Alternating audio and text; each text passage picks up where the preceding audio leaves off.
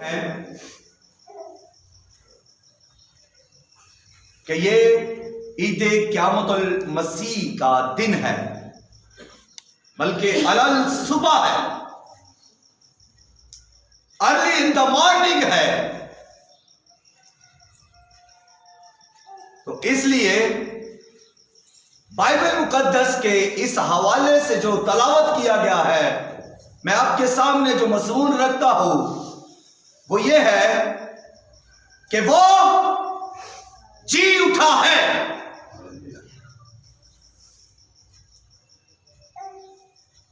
جب یسوع مسیح کو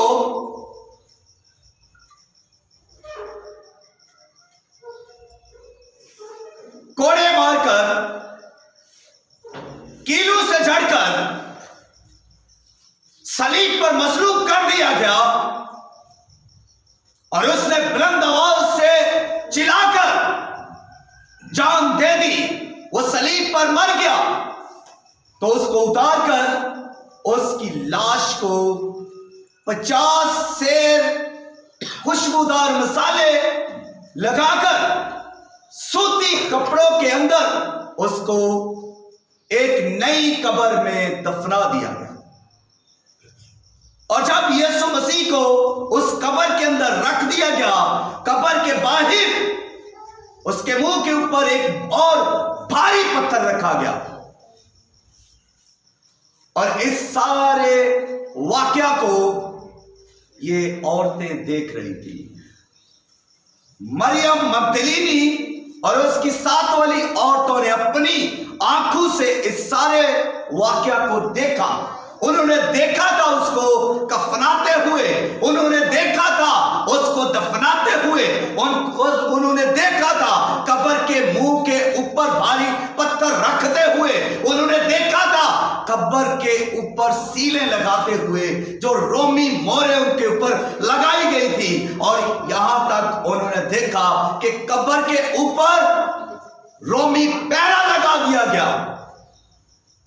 اور اس کے بعد وہ بھی اپنے گھروں کو چلی گئی۔ شاگرد تو پہلے ہی ڈر کر، چھپ کر ایک بند کمرے کے اندر بیٹھے ہوئے ہیں، تو یہ عورتیں جو جرت کر کے روتی ہوئی، درد کی ماری آنسو بہاتی ہوئی، اپنے خداوند کے لیے بلبلاتی ہوئی اس قبرستان میں گئی، اس قبر تک جہاں یسوع مسیح کو رکھا گیا گئی، اور اپنی آنکھوں سے دیکھا۔ اب جس چیز کو میں بیان کرنے کو ہوں، دو گروپ بیان کروں گا، ایک ایمانداروں کا گروپ، ایک مخالفت کرنے والوں کا گروپ۔ پہلا گروپ عورتوں کا گروپ ہے، اور ان میں شاگرد بھی ہیں جو یسوع مسیح پر ایمان رکھتے، عورتیں یسوع مسیح پر ایمان رکھتی، اور یہ جو عورتوں کا گروپ ہے یہ صبح بلکہ پوری رات انہوں نے تیاری کی، خوشبو لیے، عطر لی، اگربتیاں لی، موم بتیاں بھی لی ہوں گی، پوری تیاری کی قبر پر جانے کی۔ یہودی رسم و رواج کے مطابق عورتیں صبح ہی قبر پر جایا کرتی تھی خوشبو لے کر، تو یہ بھی ایسا کر رہی تھی، اور جب یہ خوشبو لے کر، اگربتیاں لے کر، موم بتیاں لے کر، بڑی تیاری کر کے اس قبر کی طرف جا رہی ہیں جہاں یسوع مسیح کو دفن کر دیا گیا،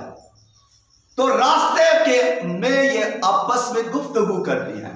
بہنیں گفتگو کرتی ہیں، بہنیں بات چیت کرتی ہیں، اور ایک بہن جو مقدسہ مریم مگدلینی ہے،